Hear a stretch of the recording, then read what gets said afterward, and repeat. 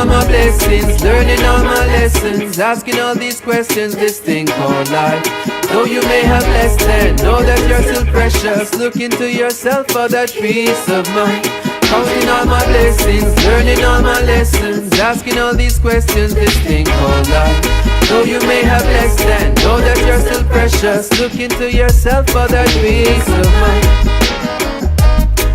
Can't be the same man I was in 2006, cause I increase in wisdom and pick up on all them tricks. And every time you see the kingdom rise, them want take some of it. But now that is a different set of youth a govern it. It a go hard, it not go easy, cause we coming well equipped. Overstanding to the fullness, what I know you never take is my essence and my spirit. Watch the vibe as it connects, shining bright no matter how it's set. Counting all my blessings, learning all my lessons, asking all these questions, this thing called life. Though you may have less than, know that you're still precious. Look into yourself for that peace of mind. Counting all my blessings, learning all my lessons, asking all these questions, this thing called life. Peace and Black Power, welcome to another edition of BABATV Every Time Fire. On the road, back out here in the Mecca, Harlem, where the giants are made, continue to be made, the foundation of our information. We don't want to ever forget that. With that being said, it's my absolute honor and privilege, pleasure always to stand in front of this mighty metaphysical teacher, metaphysician, spiritual teacher, militant teacher, just so many different things.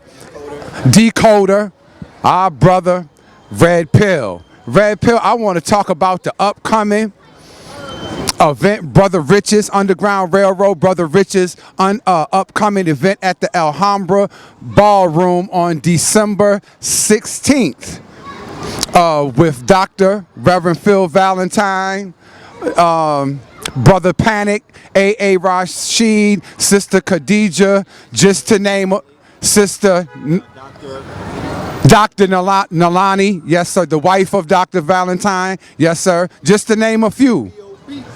B.O.B. Elaborate on that. Talk about Phil. I want to talk about Dr. Valentine. Let's talk about one of your teachers. I gotta give Peter. Melchizedek, the legend, okay? Gotta pay homage to the great ones before I even... Permission to speak. God damn it. That's all right. Permission to speak. That's about man. Gotta pay homage to the great ones, you know, only because before we speak on these microphones and get in front of these cameras and start doing our little dance and whatnot and shimmy to the world, we always have to acknowledge the shoulders that we're standing on who actually got us here. Because if there were no Melchizedeks, there would be no Red Pills. If there were no Dr. Phil Valentine, there would be no Red Pill. I promise you. I would still exist, but I would exist in another degree. I would exist in another, you know, I probably would be a Savi's baby. You know what I'm talking about? And that's right. If it weren't for Mama Pill and Papa Pill, exactly, the praise and honors ultimately go to my mama and my father, whose DNA runs through my veins, and my master teachers help mold me and point me in a direction to where you see me today.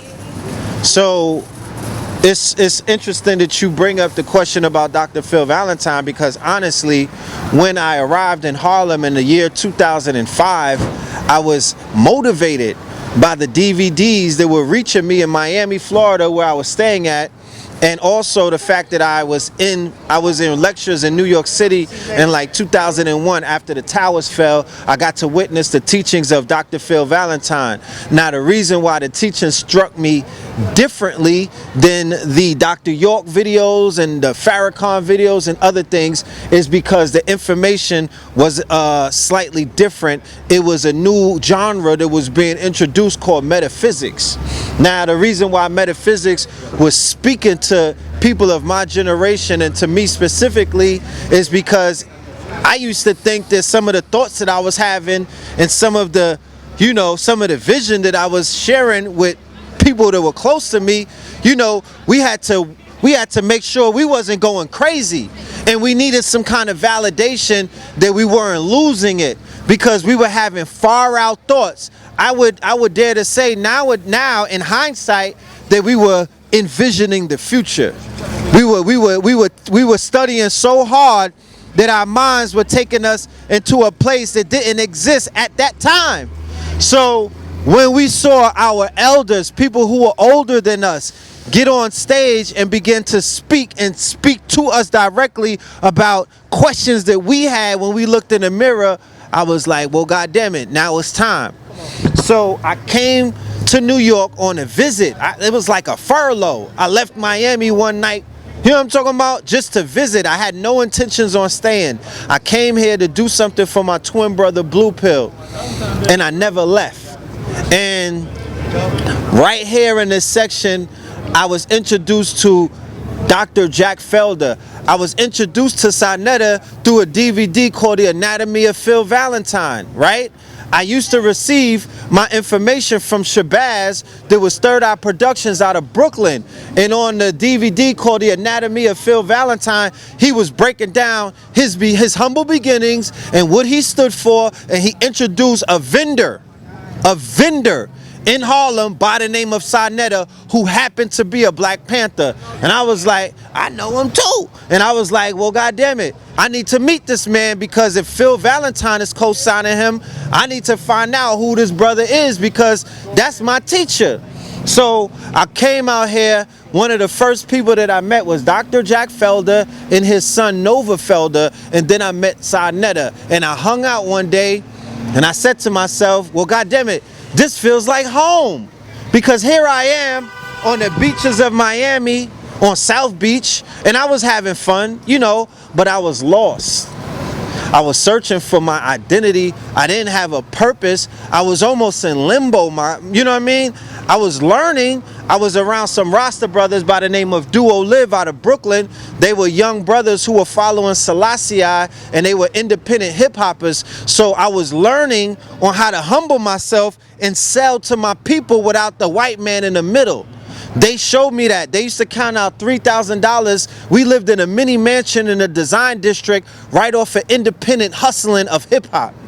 These brothers has locks. They didn't even get shape-ups. They used to get mad at me when I used to go to the barbershop, because they was on a Selassie real hard. So we would chill, sell sell music, and hang out with the ladies at night. And I would study the teachings of Selassie and other things, but I still was looking for more. And the vendors back in those days, especially with Sarnetta, would sell. They had a library of information. They called it UCLA, University on the corner of Lenox Avenue, right? That's where the real scholars were going. You don't go into debt at this university. You know what I'm saying? Like, there's no Fannie Mae. You know, you go into your pockets and whatever you had, because they were selling DVDs at $30, $20, $30 for the doubles, 20s and whatnot. So you had to scramble up, because you're not going to just come and buy one. You had to scramble up about $100. Last night on Instagram, I was going wild. I was going off because somebody asked me who's Delbert Blair, and I said that's the problem with this new generation. There's no orientation. Y'all jump into the water. And you know what I mean? You get introduced to people through documentaries, through YouTube, recommends and all of that stuff, and you're not familiar with the lineage. You're not familiar with the hierarchy. You're not familiar with the pantheon. You're really just, it's almost like if I jump into a university and I only take one major when they're offering about 10 or 20. So one of the great things about Sarnetta, when he had all of those racks of DVDs out here, he had it compartmentalized. Metaphysics, occult, Moorish science, health. So in health, you had Dr. Sebi, you had Dr. Africa, you had Montauk Chia. You know what I'm saying? It wasn't just an all-black thing. So there goes the assortment, because remember, consciousness don't got no nationality. Information don't got no color. You give me that book right there real quick. Let me show you something. Let me see one of those books. For everybody that's always tripping with this fake, you know what I mean? You I don't believe you because you don't know what you're talking about. Look, I opened up the book, right? I looked into it. I got melanin, right? And it didn't close. It didn't close. I could still read it. Meaning that information is accessible to everybody. It don't care that I got melanin. So niggas' excuses about why they dummy boys, it don't make sense to me because you don't have any excuse. The information is right there. People from Asia, Asia Major, Asia Minor, Africa, India, South America, North America have arduously toiled over the centuries to put information in the pages of books to feed your mind. So the metaphysical section had Bobby, had Phil, Hakeem Bey was in the Morris Science, Taj Tariq Bey, Valhara Bey, Ras Mariah Bey, Abdullah Mosley Bey, all of these lights. C. Freeman L., who happened to be a teacher of Bobby Hemmett. Then the occult section was Azariah, Bobby Hemmett, what's my dude with the blue eyes? Dawood. All of these people. So we were swimming in the knowledge at that point. I was inundated. This was before YouTube. I'm talking 05. There wasn't no YouTube. You know what I'm talking about? And one of the teachers who really stood out to me. Oh, let me rewind. I don't want to jump all over the place. I talked about when I came to New York, right? From Miami. I didn't come to 125th Street right away. I was in Brooklyn at first. My 30th birthday. I'm going through midlife crisis, right? I turned 30, shit start kicking in. I'm in Brooklyn, I don't got no money to my name. I'm eating peanut butter out the jar. I'm in the projects, my nigga. And I'm not from those projects. So every time I gotta go to the store, a nigga gotta say a prayer to the trap gods that nothing happens. Cause I'm in East New York. The shit goes down. So I'm in the projects, they looking at me crazy, like, who is this nigga, right? So I'm in the crib and my brother, he's not there. He left behind about 100 DVDs. So through all of the DVDs, the information that stood out the most was Phil Valentine's DVDs. Not to take away any of the other teachers, because I don't get into this whole competitive, I'm not one of these bandwagon, groupie ass Negroes that talk about who their favorite is. Right. I'm a heterosexual man who let his nuts hang, and I don't have, nobody's my favorite. I'm my favorite. You know what I'm talking about? There's no favorite man. Huh? Consciousness is my favorite, and it has no gender. Right. Okay? Because I listen to all genders, man and woman. I don't pick favorites, but I resonate. There's certain teachers that resonate with me based off of where I'm at in my charts at that time. And at that time, going through my 30th, the anatomy of Phil Valentine was very instrumental in me defining what the fuck my purpose was gonna be when I turned 30, so I don't gotta keep going through these crises. Right. So that's what brought me to Harlem. I was like, I need to go see the Sarnetta character and find out what he's all about, because Phil Valentine is co-signing him, and he's not known for co-signing too many people. So when I came out here and I saw all of these teachers, I was drowning in information. Then that very same night my inaugural night in Harlem, Dr. Jack Felder invited me to the O'Berry Dempsey Center. And he didn't tell me what they were going there to necessarily do. I walk in the door, Dr. Benner's in the building. Wow. I didn't need no more. I didn't need any more signs from Sirius A, B, and C. Nigga, it was a Rizzo. It was a Reynolds. You understand? It was a rap. Yeah. I was home, and I decided that, you know, my field of study, my school of thought that I was going to focus on was going to be metaphysics. Then that brought me into occult. Then that brought me into Morris Science. Then that brought me into knowledge of self, when I was able to incorporate all of these things into 720, and now I am who I am. You understand? And Phil Valentine, he spoke my language, right? He was cursing. He sprinkled some ratchetness in it. You know what I'm saying? I needed that. Vampire consciousness. He helped me. Look, I came home August 28th, 2001, right? I was in boot camp, violation and all of this crazy shit. They sent me to the mountains with the crackers, right? Where they was talking real greasy to the guard. So I come home August 28th. September 11th, the towers fall, right? I'm going crazy. I'm like, oh, crazy, this is crazy. Like, what's happening? I get a call that there's gonna be a lecture by Dr. Phil Valentine at the Brown Sugar Cafe in Brooklyn. He's gonna get into the 9/11 thing, and hey, look at the legend. No, look at the legend. And this is one of the first rappers. I'm dead ass. This is when I came to New York in 04, 05.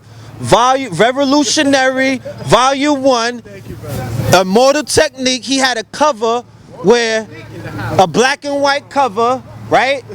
And he shot up the White House. We went and saw him live in concert. I remember Dead Prez was kicking them facts, but I never really saw a conscious MC who was so unapologetic. The shit was Peruvian. It was a 9. No, the lyrics were a 9.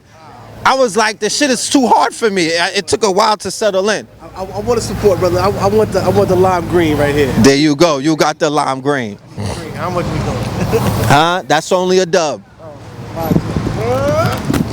Thank you, my friend. Thank you, King. So this is what we do. We support businesses. That's man. right. Support our own, man. Stop going just to the exclusive stuff and whatever, man. This is the exclusive. That's right. Homemade. With meaning. Making Education. Love, right? And trying to teach people something, man. We gotta support our own business out here in Harlem. And we had to fight hard just to get this stand. Just to get this stand. That's right. For years while they built the infrastructure, this crap. Now look at that. When that goes up, when that tower goes up, that's the death knell for Harlem. I just had an article to show how the Harlem residents were protesting when Bill Clinton was here. Right. People forget about that. Yeah. Bill Clinton kicked off right after he did what he did to black people with his crime bill. He came into Harlem and he kicked off nationwide gentrification. Remember, it started here and it spread like a plague, like malware everywhere, because I travel around, you travel around the planet, I travel around America and outside the borders. It's everywhere. And Bill Clinton started it right at the state office building down the block. All right? No doubt. Respect, fam. I was rapping like D4L, and then I heard my guy Immortal Technique, and I was like, I need to step up these bars. You know what I'm saying? I need to get more serious. How you doing, bro? I need to get more serious with it. I need to get militant with the rhymes. And I promise you, that's how the universe works. It's all lining us up. But when I heard Phil Valentine break down Death March 2020, when he broke down Katrina and when he broke down the towers, bro. And this was a time when the teachers were out of reach. Like, I was younger, so I was actually like intimidated to go and say something to him. It was like that. Like, there was, like I said, there were no YouTube.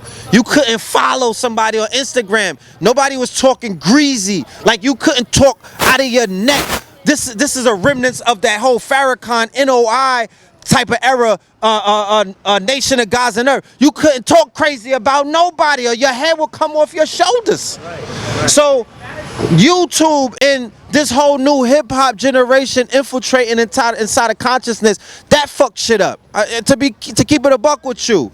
You know what I mean? And nobody wants to somebody got to be made an example of, because that cannot proliferate into another fucking decade. You know what I'm talking about? The respect added value. There was a value to just being in the building with a master teacher at that point.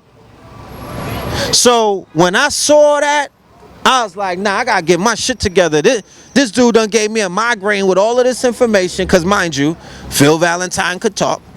So after about 5 hours of some hardcore information, my head was ringing, right? But I tell people this, I felt like he short-circuited a chip in my head.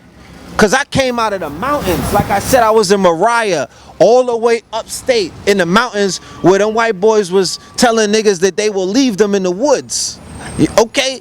And we was in boot camp and they were doing a good job of programming Negroes on how to be robotic. Because so I know how they do people in the armed services because I seen it firsthand by the drill instructors. So for people to come out of the military talking all of that militant shit, I don't even want to have a conversation with them. You got to show me how you unprogrammed yourself. You got to show me who deprogrammed you, because you was amongst these motherfuckers who master mind control. So I don't really believe that. That's why you see a lot of people that come out of the military, the ones who deal with the cop shootings, most of them are military. They've been programmed. They could get turned on like Manchurians. Facts. So be very mindful of that. So by him waking me up, he helped give me purpose.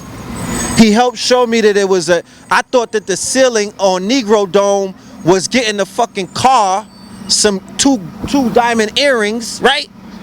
And a shorty with a 42-inch buns. Like, I thought that was it. I thought that's all we had to aim for.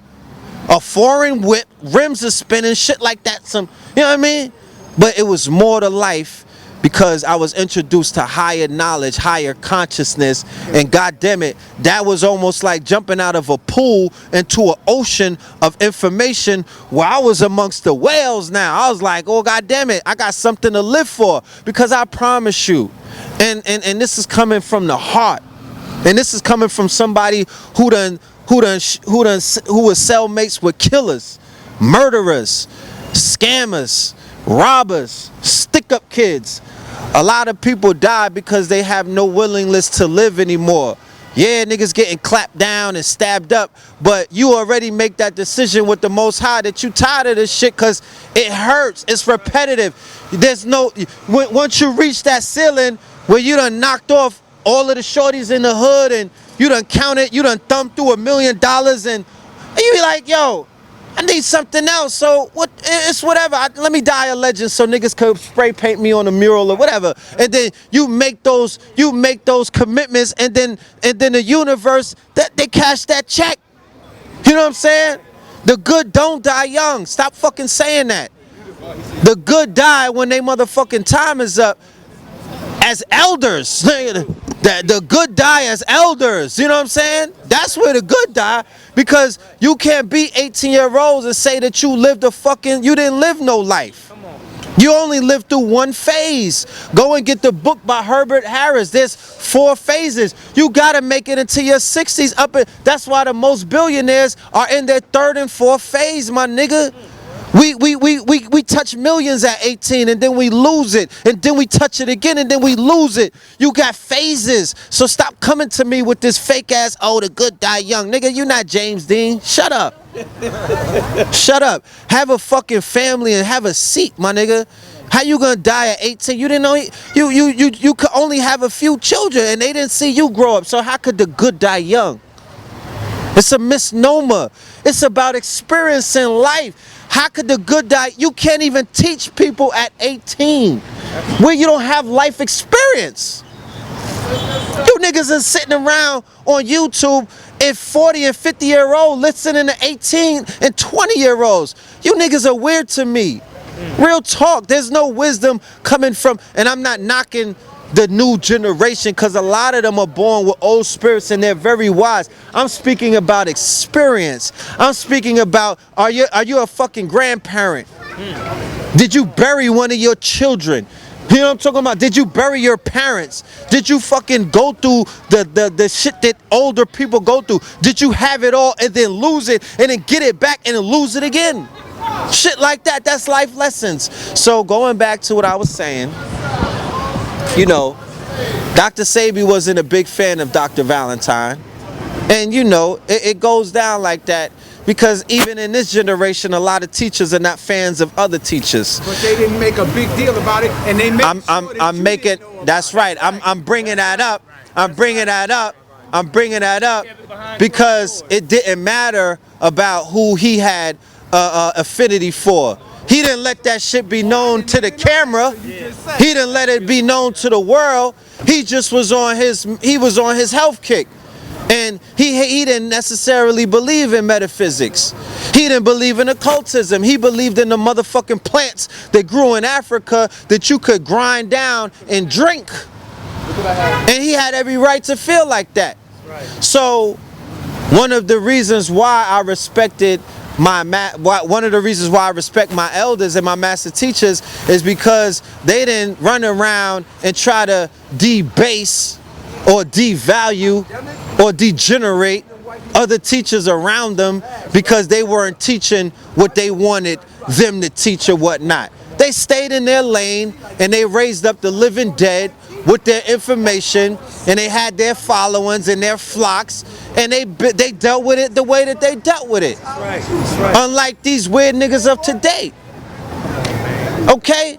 These agent provocateurs who are working for somebody else. The Takashis of consciousness. You know what I'm saying? Where y'all are agent, you know the feds are watching. You know the feds are watching. But niggas are carry on, flashing hammers, putting other people in threat, making other niggas jump on camera and put themselves in conspiracy roles and all of that. It's all trap music, it's trap consciousness. All of these, a lot of niggas is on parole and probation. A lot of niggas done got stopped in airports and at the border by the feds and in the court. You know what I mean? And you gotta be careful with these niggas, I promise you. And all of these documents will be sealed for 100 years, so you're never gonna find out who was really working with the boys. You're not gonna find out. You're not gonna find out. But I promise you, a majority of these niggas is getting the motherfucking check. The confidential informants. These are CIs. They not TI. You niggas are CI. And I ain't talking about Coney Island either. So, yeah, Phil Valentine did a lot for me personally. He's the truth. He spoke a lot of things that have come to pass. If you go back into the Vampires of Consciousness, if you go back into the Death March 2020, he talked about the war on terror being a war on terra firma, meaning that, nigga, they was going, the Europeans started a crusade and they went and knocked the Ottomans off first, which were the Arabs, but the real war is on terra firma. Terra firma is not the land, it's the inhabitants of the land. It's you niggas in America. That's where the war is at. As you can see, fast forward today, they banging your brains out in America. The war on terror is the war on terra firma. It's the war on the blackamoors. It's the war on the aboriginal indigenous inhabitants of Northwest Amexem, the Caribbean, and motherfucking Central and South America, Brazil, Mexico, all that. That's where the war is at. It's the Crusaders against you. It's the same war that happened in 1491. Why don't Negroes know that? Gentrification is part of the Inquisition. It's still war. The gentry are Roman soldiers. What are you talking about? You niggas are refugees. Anytime that they displace you, look, there's a reverse migration going on down south, right? Meaning that niggas got pushed out of their homes. You got pushed out of the same hoods that you was killing your brother for the block that you niggas never bought. And now they got our people as refugees running down south with nowhere to go. You niggas are not from the Carolinas. You don't even know the terrain. So at the same time that they got our people as refugees, they got slave catchers catching niggas on the road. Meaning that if you displace somebody and make them a refugee, you take them out of the place where they know how to get money. You chase them down south. They don't know how to make no money down south other than kicking niggas' door down, trapping, finding a quiet town and tie it down. But before you niggas came down there, they already set up the trap. It's trap music, so they slave catching niggas. Right. The biggest slave states are Georgia, Florida, Louisiana, and the fucking Carolinas. That's where all of the people from the East Coast are locked up at. They not in those states, nigga. They in the feds. They in the jails. They're on the plantations because 13th Amendment slavery is real. It's real. And they running slaves up and down the motherfucking southern borders right now. They made niggas refugees and then they enslaved them. super duper facts. And niggas have not caught on. And y'all still running around playing with this federal shit inside of this rap game, and the whole game is infiltrated. Hot 97 is the feds. Ebro is the feds. Charlemagne is the feds. Hot 105 is the feds. Okay? All of that is federal. All of these niggas, the feds are the record labels. Lucien is the feds. His son Elliot, who Tekashi was signed to, that's the feds. They all federal agents. They all work hand in hand. Big pharma, big prison, big beef, big guns, all of them work hand in hand. The white boy, what's his name?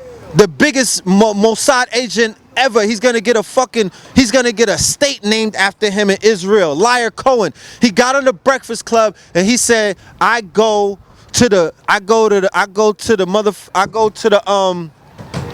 country club and I kick it with the financiers and the bankers about hip hop.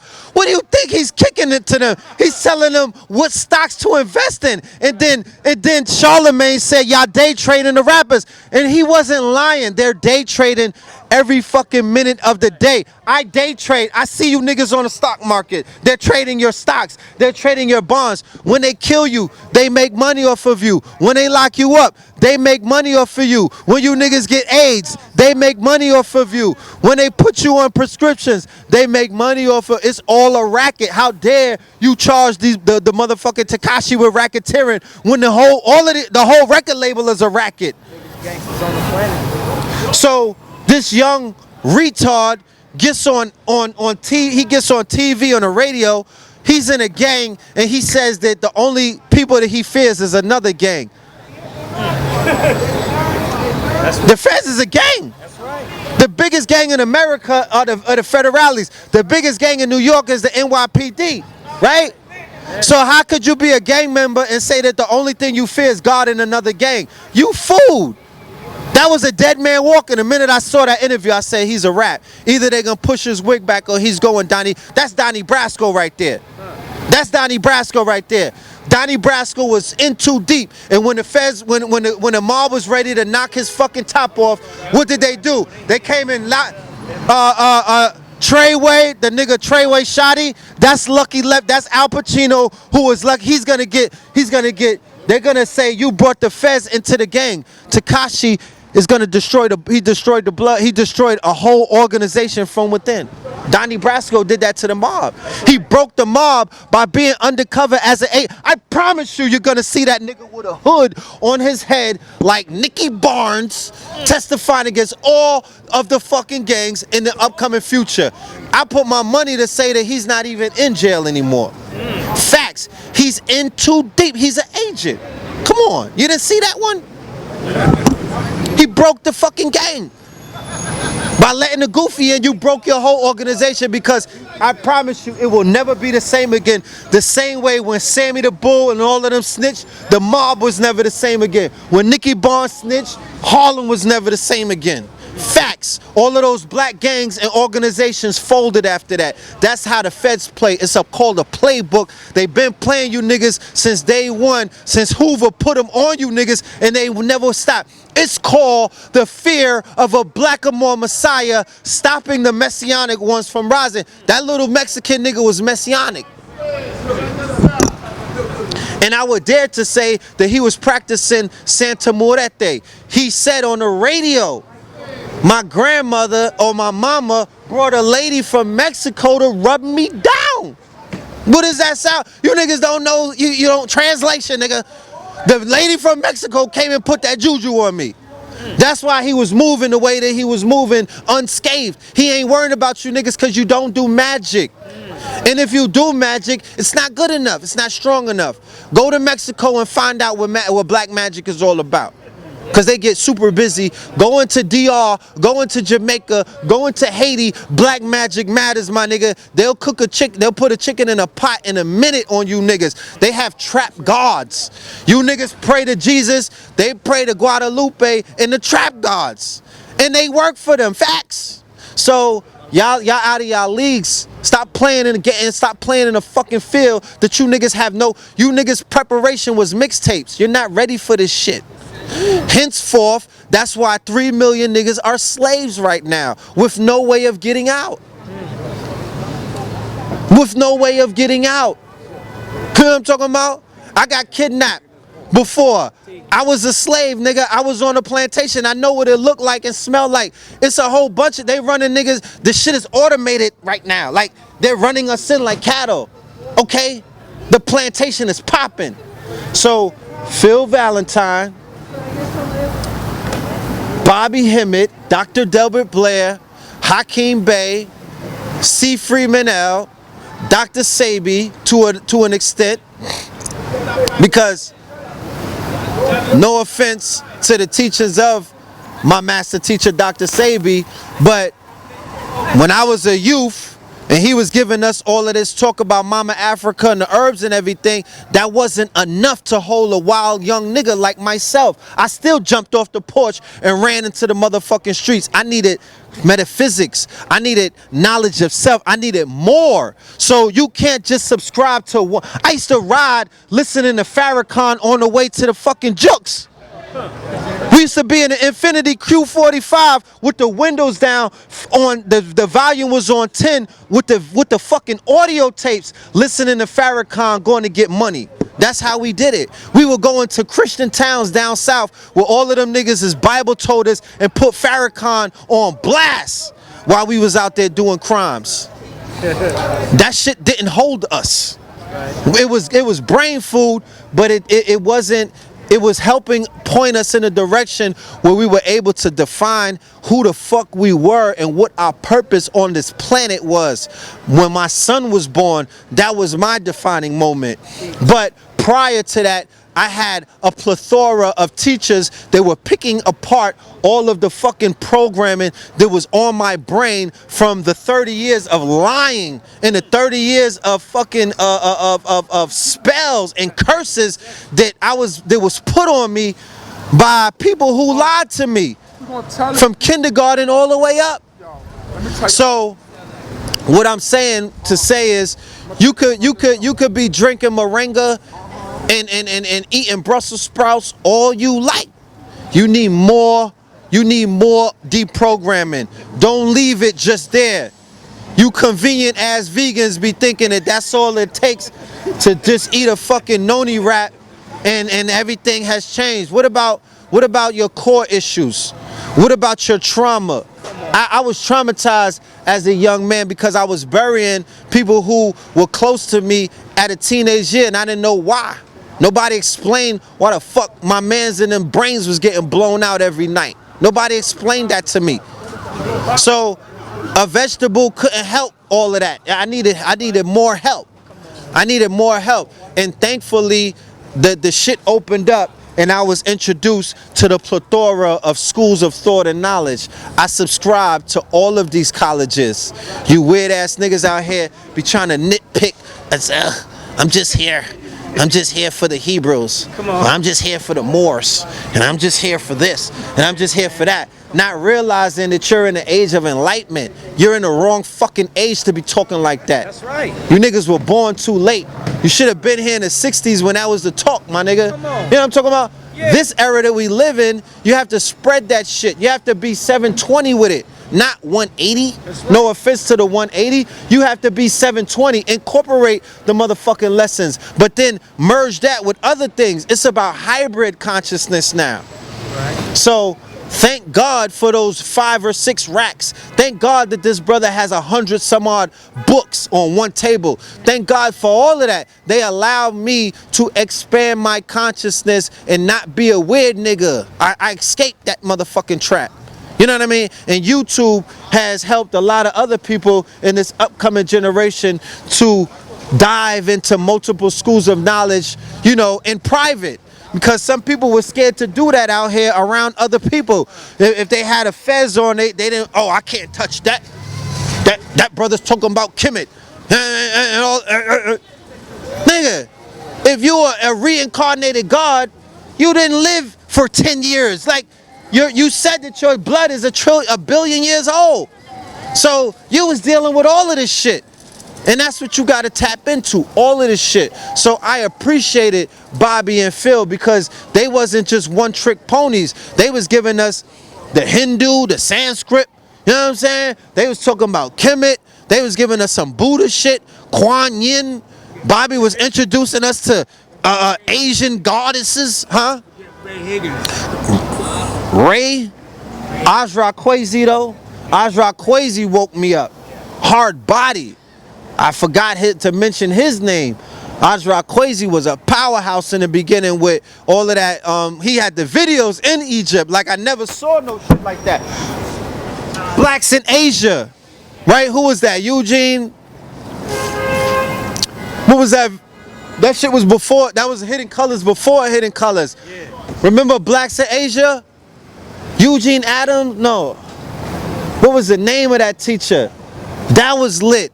They came before Columbus. Ivan Van Sertima. That was lit. People, J.A. Rogers, people don't give. Before Hidden Colors, there was Hidden Colors out here. Super duper facts. Like, it was already popping. You know what I'm talking about? So, you know, I just give a lot of credit to these teachers, man. Like, they really literally saved my life. Cause I promise you, I was a car carrying knuckle dragger prior to that. I had 1 foot in the consciousness and 1 foot in some nigga shit. And people have lost their lives for playing, for straddling the fence. Pick a side. You know what I'm talking about? And now, it's to the point, like I showed up to do an interview in Brooklyn the other day at a podcast. I don't gotta go back to the streets because the streets are coming home. If anybody ever tells you, oh, I'm giving up on consciousness and going back to the streets, shoot them in the head. Do them the justice. That's old Yeller. Them niggas are sick in the brain, because how could you go back? How could you unplug from the Matrix? That character is called Cypher in the Matrix. He went back to eat the steak, but he sold out the Matrix. Shoot him in the head. That's an agent. How the fuck could you go back to being ignorant because you got upset because a nigga that you probably was dick riding inside of the conscious community wound up being a lame? But here it is, you was riding his nuts because you wanted to be like him or her. You wasn't focusing on yourself. So you got caught holding you're the retard, you're the goofy. Remember, because inside of consciousness, the same way inside the streets, the same way inside of corporate America, you're gonna get placed, you're gonna get the dumb, you're gonna get the charlatans, you're gonna get the false prophets, you're gonna get the 3-card Monty just to see how solid you are in your motherfucking self. So the joke's on you, Jack. You know what I'm talking about? The joke's on you, Jack. It's everywhere. Any industry, anywhere that you go. You niggas went to Hollywood and hopped on a casting couch. You thought Harvey Weinstein was that dude, right? Until he put a thumb up your ass. You know what I'm talking about? And now, you know what I mean? Now you found out the hard way that there's a price to pay to be in a room with Harvey. You hopped into this consciousness. You thought niggas wearing mascara was cute, right?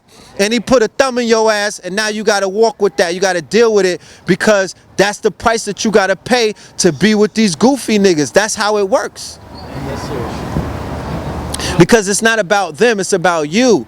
Focus on yourself. So one of the things that I never did, I never sat on no conscious teacher's lap. I sat at their feet, but I never got on their lap. A lot of you niggas are lap dancers. Facts, I see you. A lot of you niggas be lap dancing these niggas. So what do you think a lap dancer's gonna get? You know what I'm talking about? You're gonna they're gonna take you in the boom boom room. So that's what it is. Focus on yourself. Stop lap dancing niggas. You grown men, you homoerotic weirdos. Stop lap dancing grown men. Real talk. Focus, look at the man in the mirror. That's the only God that's on this planet, is the one that's looking at you in the mirror. Work on yourself. Focus on yourself.